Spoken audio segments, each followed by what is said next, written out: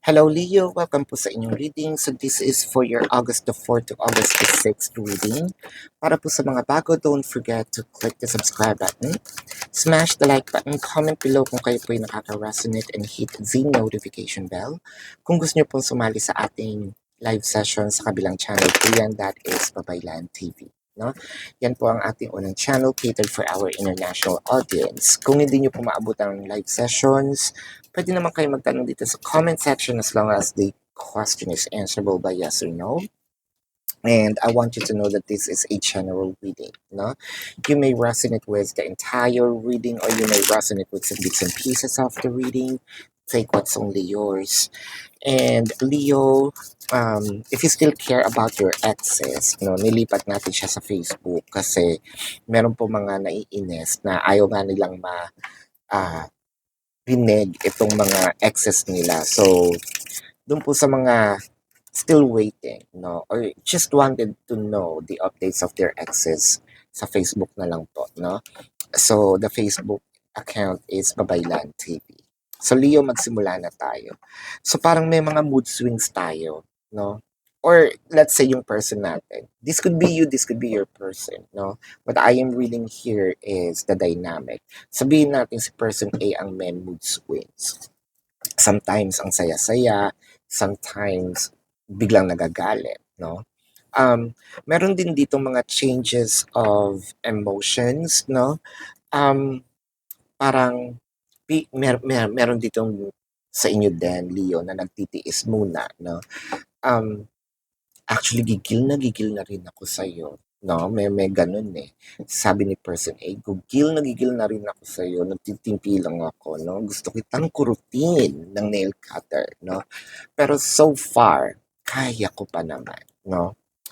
Kung si Leo ito, no, na sinasabing nagtitimpe ay they mean it, no? At magtago-tago na tayo kapag ito'y sumabog para itong Hiroshima, no? Para itong atomic bomb, no? Na talagang ikakasira, no? Kakagula-gulanit ng pagkatao mo. Kaya umayos-ayos, no? With the Seven of Wands, the Devil card, the Death card. So parang ang nakikita ko dito for a few numbers of you, meron na ngang separation, nang bibwisit pa, no? Separated na nga, meron pang parang either pinagsiselos, this is actually intentional, no? Meron pang, ang dami ko nakikita eh. So, hindi na, feeling yung parang meron tayo ditong agreement na hindi tayo. At least ngayon, hindi muna tayo. Pero, message pa rin ng message, no? As if wala namang, parang hindi rin naman tayo nag-break. Yung iba naman, nag-break nga, nang iinis naman, no? Talagang nakakapanginig ng laman, no? Actually, this is one of their games or tactics, no? For the person to not really move forward or mahirapan, no? Na mag-move forward. Kasi nakakita ako dito ng I cannot let you go, no? Kukulitin kita ng kukulitin or iinisin kita ng iinisin, no? Hanggang makipagbalikan ka sa akin. Hanggang magkaroon tayo ng reconciliation, no? Iba-iba ang way. Iba-iba ang way ng iba't ibang tao. I feel like ito siguro yung ayoko ding ma-meet. Kasi when me as a person, no, gusto ko kasi pag sinabi kong give me some time to think, I need some peace, I need my space. I mean it, no? Tapos, kung kailan yun yung hinihingi ko, yun yung hindi ibibigay, no? Time na nga lang. Gusto ko lang ng quiet time, ng peace of mind. Yala, dun siya talaga magti-text, dun magtatawag, dun kakatok sa bahay, which is nakakairita, no? Parang you're not giving me my, kumbaga, yun na nga lang yung request, no? Yun na lang yung request ko eh, patahimikin mo muna ako. But I feel like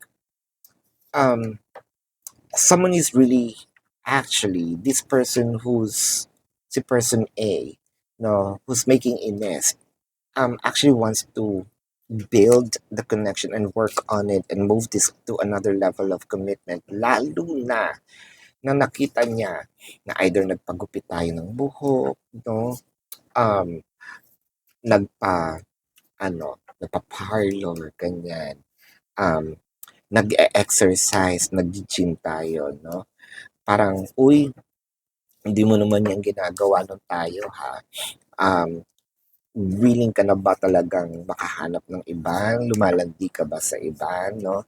Doon naman sa mga lalaki, no? Parang, yun nga, napagupit na din ng buhok, nag-gym, lagi ngayon nasa labas, no? Um, tapos may mga post pa ng kung ano-ano na actually nagsiselos ako, no? Nagsiselos din, no? Or pinagsiselos mo ko kaya nanggigigil din ako, no? With the Ten of Wands, the Hermit, and the Seven of Swords. So, ang nakikita ko dito, medyo childish lang. So, meron talaga ditong, if not age gap, if we're not talking about age gap, no? So, this could be a May-December love affair. It may not be, no? Pwede lang itong mga ilang taon lang yung gap. Or talagang isip bata pa yung isa. Yung isa naman mature. So, dun yung conflict, no? With the Seven of Swords, feeling ko talaga selos din ang kapwa seloso. Both A, person A and person B is seloso. Parang naging habit nitong dalawang ito yung mag-asaran, tapos may napikon. Tapos hangga't napipikon yung, parang kumbaga natalo kita sa laro nating asaran. Tapos napikon ka, tapos aasarin ko palalo, kagigil.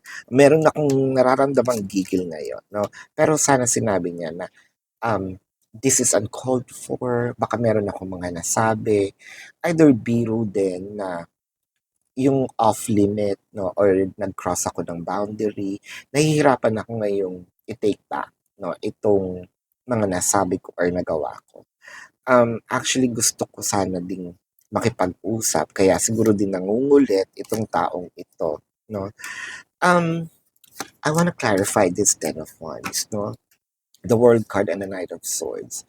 So may pagbabago. Eh ganito naman talaga, sandali lang yung pagbabago nito kasi nakasanayan na nga. Parang naging tradition nitong relationship na to na bisitin ang isa't isa.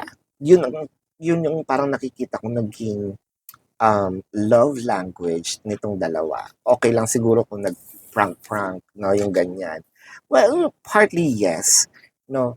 Pero someone here really crossed the boundary, no. Baka nakasakit talaga ng totoo, nakasakit ng sobra, na parang, hoy, hindi na biro yan, no. I am seeing na medyo may pagbabago, pero chances are, babalik naman to sa dati na yung biruan. Pero magkakaroon na ng off limit, no? So, magkakaroon tayo ng agreement na hanggang dito lang. At saka yung nangyari sa atin, that's actually an enough learning for me to understand na hindi pala ako pwedeng mag-cross ng boundary ng gano'n. No? So, let's check here the zodiac sign of the zodiac sign, the emotion first, no? This could be yours, this could be your person. We were always meant to meet. It was written in the stars. And will you help me? No? So it felt like, will you help me understand? No? Ano ba itong mga nangyari sa atin? Ano ba itong kinagagalit mo? Siguro someone is still clueless, no? Of what actually happened. But either way, I am willing to apologize, no? And we are never meant to be in separation. Hindi rin ako sanay, no?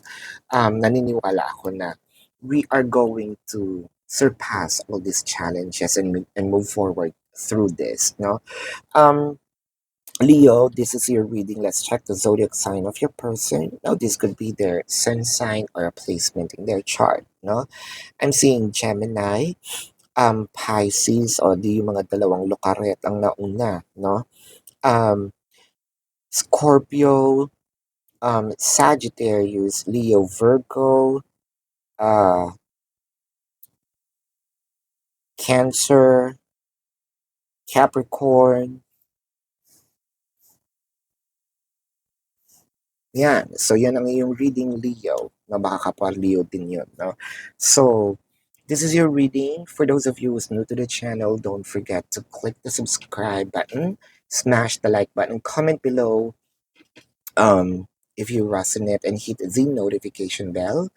And for those of you po, no, Leo, na gusto sumali sa live session sa kabilang channel po yan, that's Babaylan TV, no?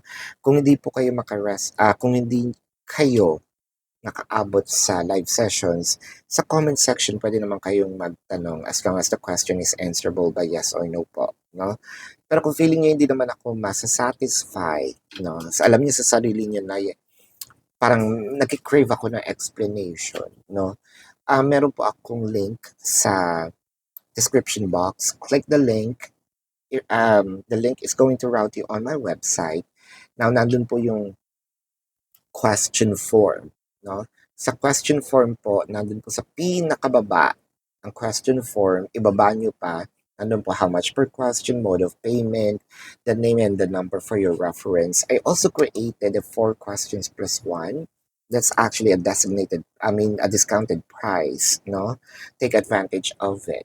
If you want to book a personal reading, nandun din po siya sa QR codes. Makikita nyo naman doon, may mga parang label naman siya. So, nandun po yung information. Now, tuloy pa rin po ang ating manhunt dun sa mga, if you want to win a raffle for a free personal reading, and when I say free, I actually mean it. No, that's actually free of charge. So, report those fake accounts, take a screenshot that you reported, and then send it to the email, no, na designated po, for me to pick up a winner, no?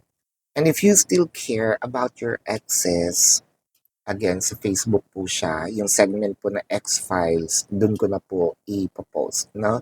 And marami pa rin po tayong um, post doon, no, sa Facebook. You might want to check on it, Babaylan TV. This is your reading, Leo. Love and light to you. Namaste. See you po sa susunod na reading. Goodbye.